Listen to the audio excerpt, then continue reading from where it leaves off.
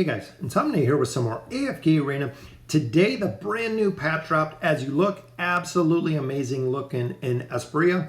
Today, we're going to be looking at the Peaks of Time and looking at the brand new Trials of God. So the brand new trial is Up the Fallen Souls. I actually ran this a little bit, so I'll show you the debuffs that we actually went with.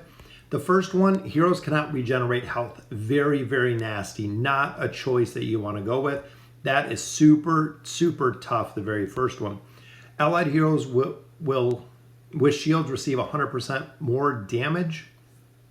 The team comp that you're running is really kind of consistent on this, but this is a very, very good one to run because essentially if you don't have shields, very easy. Doesn't take any damage. Second one, enemy heroes receive 90% less damage for the first 50 times they are attacked. That is just a waiting game. Again, with the team that we're going to run here, you'll take a look at it and see. Third one we're going with, allies standing on the allied side of the battlefield receive 30% more damage. Allies standing on the allied side of the battlefield deal 30% less damage. On the second row, which are the difficult trials, we're actually going with the first couple. Damage dealt by agility heroes is reduced by 80%. Strength heroes, intelligent heroes. Also going to go with enemy heroes that currently have less than 80% of their max health are immune to crowd control. So we're not going to be able to CC very much. Enemy heroes that have their attack rating raised by 150% and life leech attributes raised by 30 points whenever their health falls below 60%. Enemy heroes have their haste raised by 60 points and their dodge raised by 60 points whenever they fall below 60%. Allies have their soul reaped by the god of death. This is the one that a lot of people have found incredibly difficult, especially in the Dismal Maze. You just cannot get your heroes low. If they do get low, they will die. Also with this team, we're going to go ahead and these are specific to the faction. So we have the Lightbearers, we have the Maulers, we have the Wilders, Graveborn, and then Celestial Hypogeans. So actually in this one, we are going to take out the Lightbearers. I'm going to take out the Wilders, and I'm going to take out the Celestials and the Hypogeans. That gives us our 32 comp. So there is a picture of the ones we are going to be using on this one. Just to hit the 32. Main focus here is unlocking the artifact. We can come back and try the trial again, especially once we have the artifact. So we'll go ahead, we'll begin the adventure, but this is going to be the team that we're going to be using in here. So similar to the last formation, we are going to be running with Saurus. Saurus is an absolute amazing hero. If you have his plus 30 signature item, we're going to run with Aziz, which is going to provide us not only energy regeneration, because he does provide the 50 energy, he locks out heroes from doing the ultimate ability.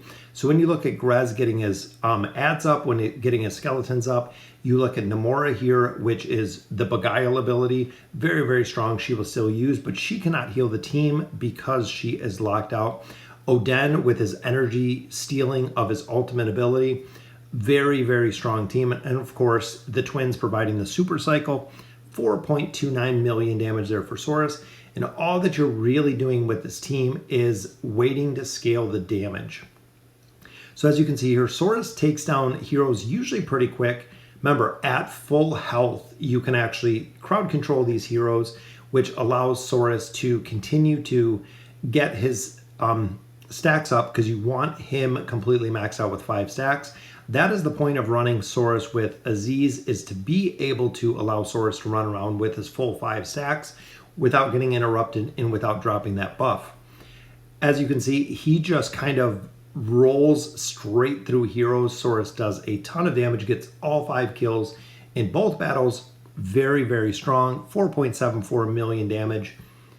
One more camp up here, which again, putting Saurus on kind of the squishy target. We want to take out Baden in this one specifically because we don't want Baden to get ads up. So we want Tassie to ult very, very early. That way there's the sleep, giving Saurus the time to build his stacks, giving him the time to actually burn down Baden without all of his little minions coming up. More crowd control there as we're moving to the back row. Plus it does allow a certain form kind of crowd control when you're looking in here with Saurus, because you're not doing a lot of damage to the back line. You're not mitigating the damage they're doing. One of the big things in here, boom, you get to choose a relic. Praetorian Helmet, 25% damage. Receive damage 25% less. Deadly Embrace and Thunderburst, 3 of the most powerful relics. Go with Deadly Embrace. Absolutely vital for Deadly Embrace. If you're running very, very strong high DPS, you can do the damage reduction, but overall the Embrace is what you want because you want to take down these camps as fast as you can. This one, we do want to focus on Estrilda. In the bottom, fighting Thorin, fighting Torn. Really at this point, we don't want to do much damage to them because remember, if they drop below that 60% mark, you're not going to be able to crowd control them. So the CC is going to go out the window. So essentially, we just want to hold the heroes and crowd control the heroes until Saurus can get to them. Saurus, that battle, 5 kills as well, 6 million damage. So Saurus, again, literally just running over teams. If you don't have Saurus with Aziz, there are a couple different teams. A lot of players were running the Daemon team comp. So Daemon, Pharrell with Nara. Very, very strong. Running it with Rowan. Running it with Taylene. Taylene in here very strong because if she dies, remember, she will get the regeneration. She'll come back to life. Rowan in here seems to be a necessity.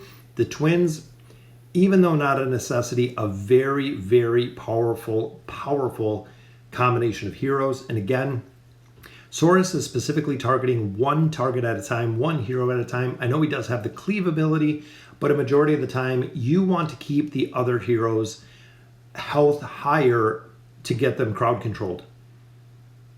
As you can see, there's the shield that they pick up right off the bat. There's the haste and the crowd control. So in the back, if you look, Pharrell is crowd controlled. We have Tassie who is banished because they still have life.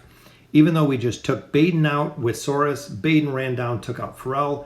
All of the other heroes here still have a significant amount of life, meaning they can be crowd controlled. They can be stunned by Rowan. They can be crowd controlled by Tassie, again, which is exactly why this team comp works. This is similar to the team comp we ran in the last one. If you take out Tassie, you could run Mahira, it would work, but big one in here is Tassie's Banish. If you look, most battles, Tassie will get a Banish relatively early. Nara Tassie, very good because Nara will pull Tassie over. Tassie will actually teleport away, just like we've seen there, allowing her survivability to go up. Heroes are still high on hit points, meaning they can be crowd control. Oden was slept, then he was banished, now he's sleeping again. Tassie's behind there, reducing the haste. Boom. With the twins, just providing the lockdown crowd control to Oden. Very, very nice. Again, that is the reason this team works so well. Saurus just single target damage. If I had running a Gwen team, a Gwen Arthur team, she's going to do continuous damage to a lot of different heroes. It is going to really, really minimize the crowd control you can do. So you're really looking for heroes that specifically target one hero at a time, which is exactly what Saurus does. Saurus with the stacks right there. Burn down Isolde, burn down Nara. We got a sleep right there, a stun in the back because remember, hit points were still pretty high. Saurus burns down the rest of the team. And look at the dodge. Cecilia's dodge absolutely through the roof, but with Saurus's hotfix, with his accuracy, allowing him to just slowly but surely burn down the target. We got 2 more camps left in this one. So again, Saurus versus Baden. We're going to have Saurus burn Baden down is what we're looking for. There's the crowd control. So everybody in the back line is stunned, allowing Saurus to build his 5 stacks. Then we have the haste to supercharge. There's another sleep, which Kelthar was in the back. Saurus went back there, but he got banished. Again, keeping the other heroes with higher health so they can get crowd controlled. We got a banish right to a sleep there on Pharrell in the top, till Saurus ran over and was able to just take him out. And again, dealing with dodge, it seems like dodge here is very, very hard, but with the Deadly Embrace, we only have to get them down to, I believe, 15%, and they will die, which is absolutely amazing. So our final camp here, and these camps did take a couple of attempts. This one we're actually going to switch. I want Saurus in the bottom to take out Isolde, so we can take Isolde out relatively quick. Orthos, very, very tough as well. But there's the crowd control, so we have them locked down. Saurus has built his stacks. Time to start burning through these heroes. Orthos, crowd controlled there again. got the haste, and Saurus is on top of him right now. Still keeping the other heroes relatively high, allowing Tassie to CC them. We got the damage mitigation from Aziz there, as well as locking out the ultimate abilities. And Saurus just takes time. With his 5 stacks, it just takes time. As you can see, Kelthar with a huge amount of dodge. Very, very difficult to kill the dodge heroes because of the accuracy. I think they really made this challenge that way. But that will do it. The final team does go down. So that is the 32 completed. We were looking to pull the relic or the artifact out of here. And there it is, the artifact completely maxed out. So we can actually add 3 stars to it.